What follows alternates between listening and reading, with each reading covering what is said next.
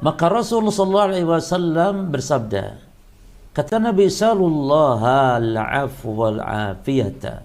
Salullaha, perhatikan hadisnya ya. Salullaha al-'afwa, mohonlah kalian kepada Allah al-'afwa, ampunan atau pemaafan dari Allah, wal-'afiyata, dan juga afiyah, keselamatan.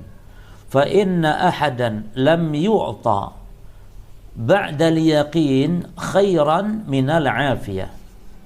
Karena sesungguhnya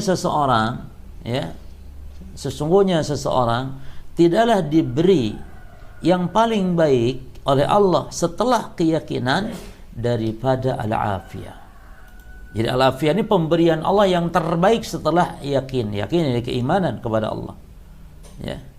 Ini syahidnya di sini mana? Segi pendalilan kita terhadap pembahasan bahwasanya Nabi memerintahkan kita selaku umatnya untuk senantiasa mohon as-sihah wal afiyah kepada Allah. Ini dia, salullaha al-'afwa wal afiyah.